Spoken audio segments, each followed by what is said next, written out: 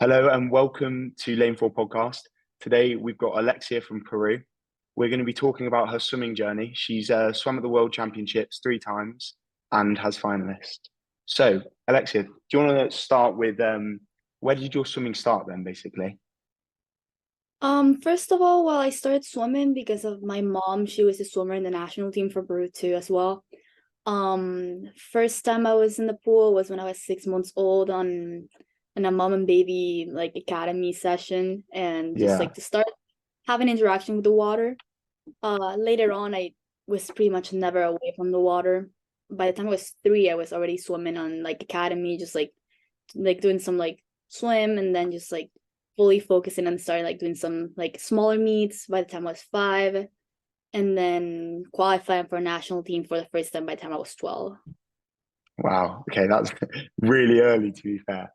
But yeah, so did you your mum was probably your main push to do it, but did you have any mates you've always swam with that sort of pushed you along? Because obviously you like the people around you obviously get you into swimming more. Do you have like friends you've always swum with?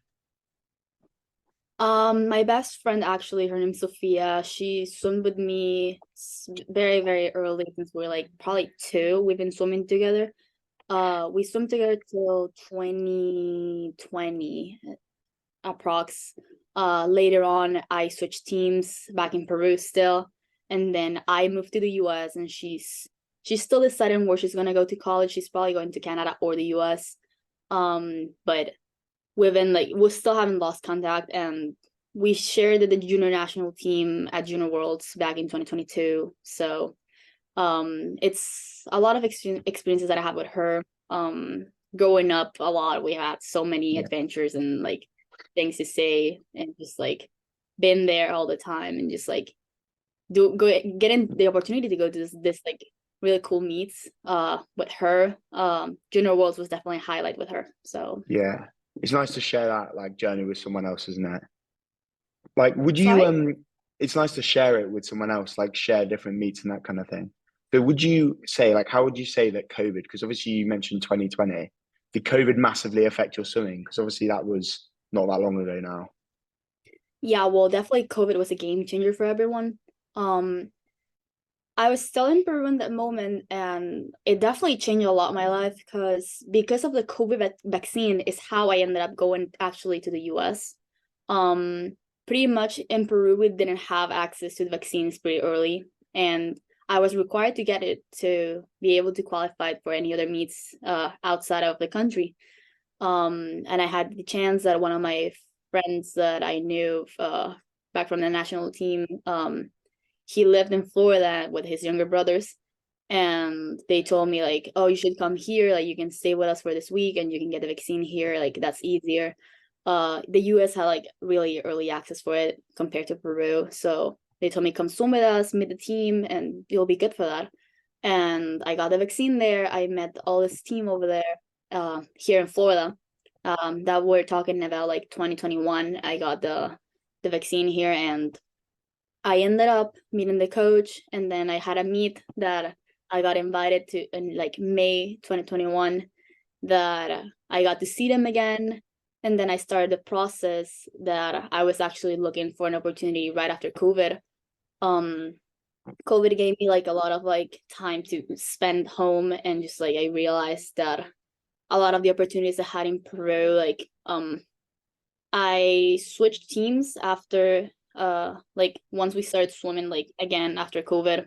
Um but all this time like I was spending at home, I was swimming in this like 2 by 3 meters pool, just like this like playground pools, tied up with like a band, static swimming for a couple of months. I got to even wear a wetsuit because the temperature dropped a lot over the winter for us in Peru. So it was really tough those couple months, but I really went through because I got the opportunity to manage a lot more with school and all of it. And that's the moment I realized, okay, I think I'm gonna start looking forward to going outside of the country. Currently I'm at a boarding school, and initially I considered going either to the UK or the US.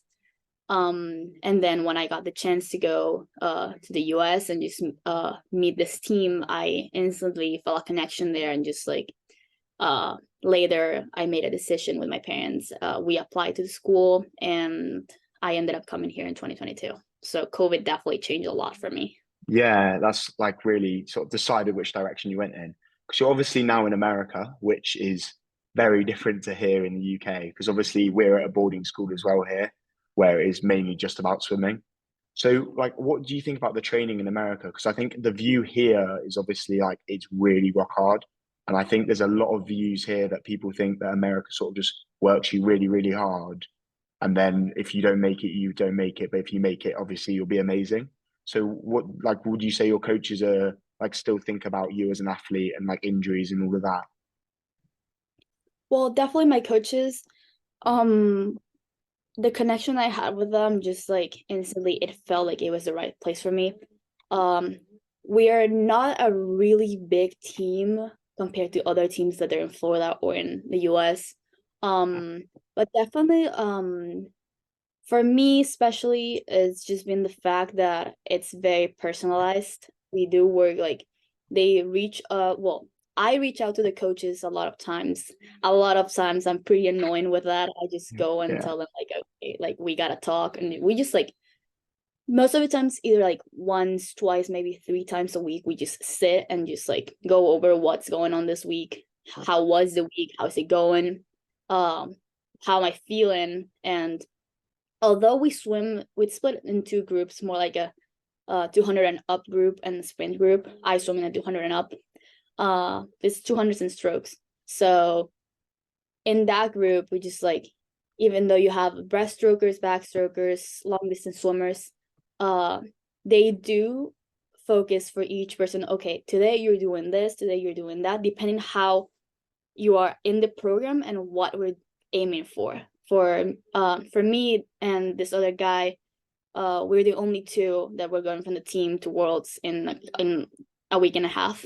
yeah, So, and the rest of the team is getting prepped for another meet. It's like a national junior meet, all the way in March. So we just have different focuses, and like if there's someone that has a different meet that they have to go, uh, they get them ready and prepped for it. So it's really individual, but we do swim together. It's just important the fact to yeah, share a team and work really hard and go along with it because it's really special the bond you make with the people when you swim with someone that is going through the same painful sets all the time and they're here to yeah. cheer you up and you go along with them. So that's really good. No, yeah, there's definitely a special bond with like squads because you're always like you go through a lot of pain and a lot of hard sessions. So it's good to have the people that you're like always with.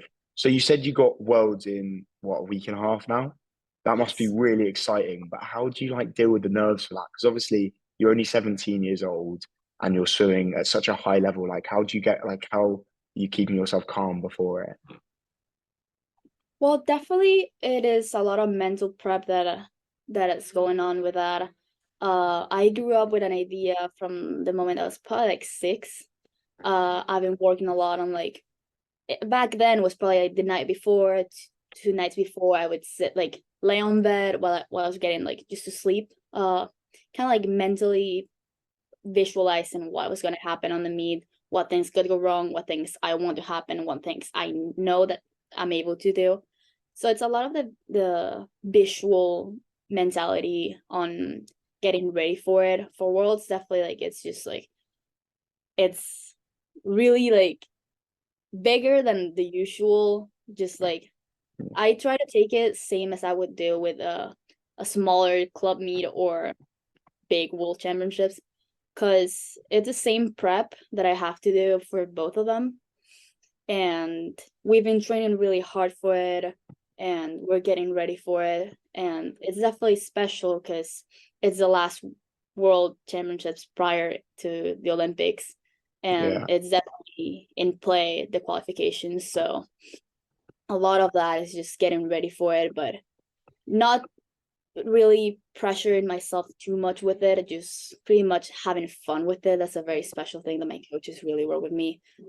Is just enjoying the moment a lot because we've been going through so many painful work sets, a lot of waking up really early in the morning, and all the stuff that we're going through now is just getting set to be ready in the meet. So that's pretty much getting ready for it mentally.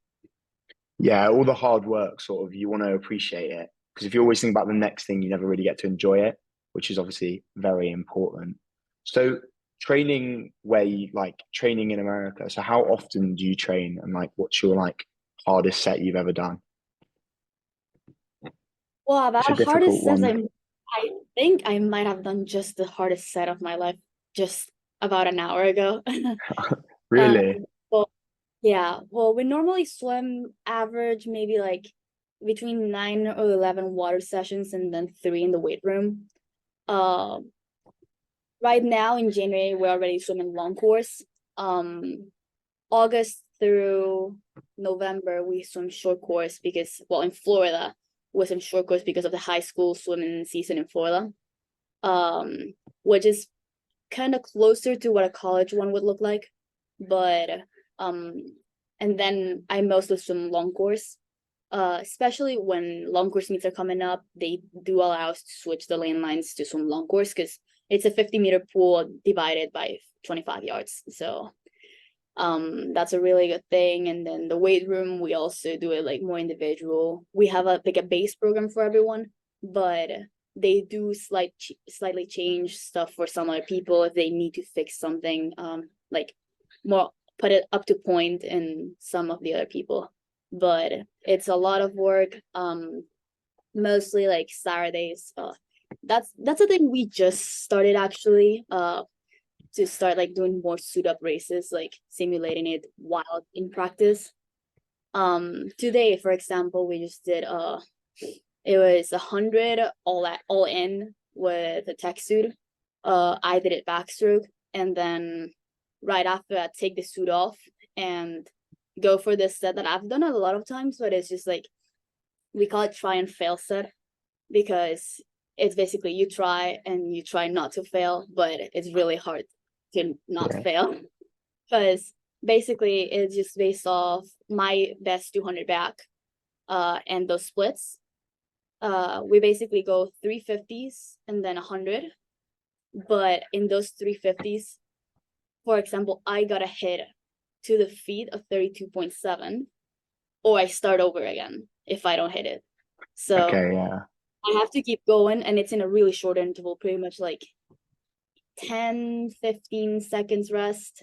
So it's a little bit of a broken, but it's getting that. And if I don't make the interval or the time, I start over and start over and start and keep going till like Yeah. time kicks us out, or like I literally physically cannot keep going.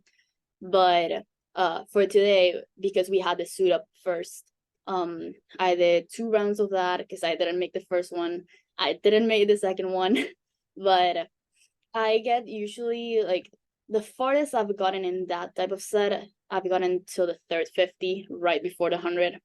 Uh, the thing with the 100 is to actually finish the set is I have to split again in the 32.7 by the time I get to the split of the 100, the 50 and the 100.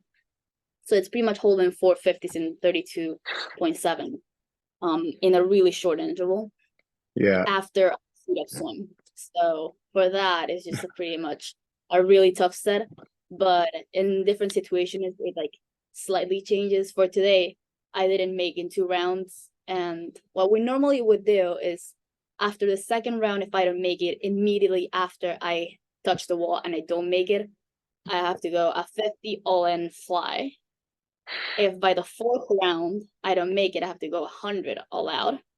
And if by the sixth one I don't make it, 150. So it goes up and up and up, just repeatedly as many times as possible with time, like time allows.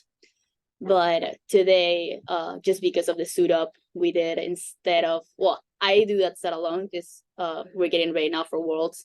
But after the second round, I did a 200 all out kick, trying to get to the 50 meters underwater in every single wall. Right after that, touch the wall 10 seconds, do 100 in the same thing, and then end up with a 50 with whatever I had left. So it was a really like trying to get as much lactate production as possible, just like all cranking in. but that's pretty much like what a usual Saturday would be. We would do Yeah. either broken swim, a lot of broken swims, some suit up races, and definitely end the week the right way. Yeah, I was going to say that is rock hard, but that's the same with us. Saturday, hit it as hard as possible, and then have a little Yeah. rest for the rest of the day. But yeah, that does sound painful. So, being a young swimmer yourself, obviously, do you have any advice for like not younger swimmers, but other people your age? Because obviously you've accomplished a lot at just 17. So, do you have any advice for people that either about to quit or just anyone with nerves or just with swimming in general? Well, definitely a good thing is that in my case, for example, I've been told a lot that I'm maybe too young to be going through like big meets. And I started going to this, I qualified for open like adult team by the time I was 12, and people were constantly telling me, you're too young to do this. You like basically that I didn't deserve that spot. And just if you're able to do it and you earned the spot, all the work is done and you should only trust yourself and all the work that is behind that. Because a lot of people will try to drown you, but a lot of people will keep you up. So Mm. you just gotta hold on the best scenario possible and dream big, because a lot of like the dreams are just there. And like I go a lot by the Walt Disney quote, if you can dream it, you can do it. I just like I started like on vacations going to Disney when I was really young. So I would always see the quote just everywhere. And I would be like, oh, like, I like this quote. And I started taking it all the time. Yeah, that's actually really nice. I like that. Like, it's a really good way of thinking. So, would you say, so obviously we said physically and mentally preparing for races is really big. What do you do the night before a big race? So, like, do you have like a favorite like meal the night before? Do you have the same thing every time and that kind of thing? Any Well, superstitions? um, I would say definitely getting the big load of pasta in the previous days before a race. Like that's probably the best thing of being a swimmer. I'm a Yeah, huge fan of pastas. I love pastas. yeah. Um, it's pretty much that's the highlight of the meets. Yeah. Massive But the bowl of night pasta, doesn't it? yeah. But normally I would just lay on my bed, have all my recovery stuff, and like get set up for the night, and probably listen to a lot of music. I enjoy spending a lot of time listening to music. If I am ever walking around, I'm either Mm, with my AirPods on or just like singing something in my head, but I'm always like music. yeah. But yeah, so actually that leads on to the next bit. So if you're also before a race, I'm someone who definitely listens to music, but are you someone that likes to just sit there in your own thoughts and prepare? Or do you like to have a little chat with your mates, like just get a bit more, like are you one of those nervous talking people or more just quiet? Hmm, I kind of mix up both. Pretty much what a race day would look like. Maybe like before warm up, like pretty much before I put the tech suit on, I would just be like taking it just like a regular day, talking to my friends, going around, being like, because I really enjoy talking. So Yeah, I just like same to be talk to fair, my yeah. friends. I talk to Yeah. my friends, just have a good time, especially when it's like big meets like worlds or like international meets that I get to see my friends from other countries. Just like having a good time with them, but once the tech suit is on, it's just lock in time. I Yeah. just go with my headphones, listen to my music, talk what's necessary with my coach, and just roll along with it. Yeah, like tunnel vision, you just go straight into your zone, don't you? Yeah, I think a lot of swimmers have a very similar like mentality. So obviously you said you've got worlds coming up. Do you think Paris is a like do you think Paris is on the cards or is it a bit of a stretch? Well, yeah, definitely. For Peru, we have a different qualification system than what usually is for bigger countries. Basically, we are just required on either showing up to Fukuoka or and Doha. Uh, that only leaves two girls for one spot. We go by the FINA points because we don't have A or B cuts. So it's whoever is ranked as first by June 23rd this year will be the one going. at the moment it's very, very tight between this two, me and this other girl that's like trying to go to. And with the guys is 3-for-1 spot as well. It's definitely gonna be only one girl and one guy. Um, or if we make AGUTs, it would be different. But at the moment, it's just one girl and one guy that's gonna go, and pretty much my chances right now are very high. Definitely being part officially as getting ready for an Olympic year is just like a sick Yeah, opportunity. yeah, Insane, because like it's pretty much what every single athlete ever dreams of, being part of the Olympic year and getting ready for it. Just fight until the last day to be able to do it. There's a bunch of meets coming up, like because we just can't do it in any meet that's FINA approved, that whoever gets the best FINA points will go. So definitely Doha is one of them. Well, in America we have the Pro Series that also count. Then there's like, not, it is considered, but it's not considered Peruvian trials in June, but like, because it's not the only chance we have, as many other countries do, in just one single shot for time for a trials meet. But it's one of the other chances, and then go in other places in the world to attempt to qualify. But we're taking it good. We're getting ready for it. For me, last year was a really tough year. Pretty much the full year after adapting to a new program, a new country, a new language. A lot of it was just like a lot to deal with, and definitely now, all set up, is definitely exciting to be part of this and keeping the head high, hoping for the best. yeah. It's exciting. Let's hope. Well, we'll hope you'll hopefully make it. So, do you obviously swimming is a very full-time sport, as we all know, constantly in the pool. Do you have any other hobbies aside from swimming and gym that you enjoy doing whenever, weekends or any time? I enjoy a lot hanging out with my friends, especially in a boarding school. Like we're allowed to go out and all of it, after school hours or in the weekends. Definitely have like, we have to be back at a certain time, but definitely I enjoy a lot going out with my friends, like day students or just like other like boarders. It is really fun because like I get to meet a lot of different cultures and other like people.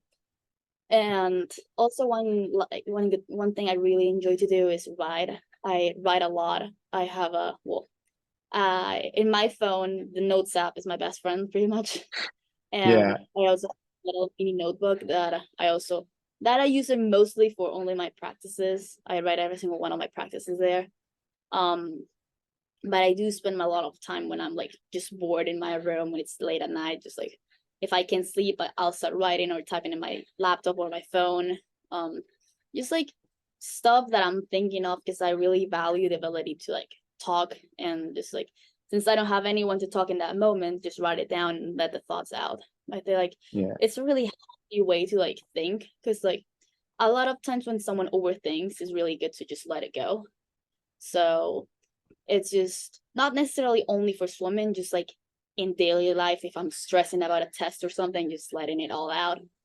And just like on the stuff that I'm thinking, just letting it be free.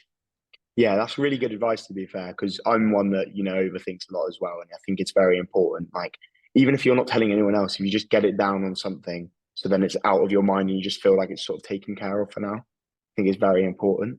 So, finally, so colleges next year. Is it next year for you? I don't know, but do you know where you want to go for college? Yes, I back in October I committed to Arizona State. I'll be swimming under Bob Bowman's program, so it is a very exciting process. I'll be signing with them in November, in the national signing day for uh high school in the US. I'm definitely looking forward to that. It's a little bit still far, but I'll be starting college next year in September. Uh, I graduated high school May 2025, so I still have a little bit of time till then. But it is definitely an exciting process. In the same way that I looked forward to like looking where I was possibly going to high school, which was not in my plans at first. I was not planning on going to high school in the US.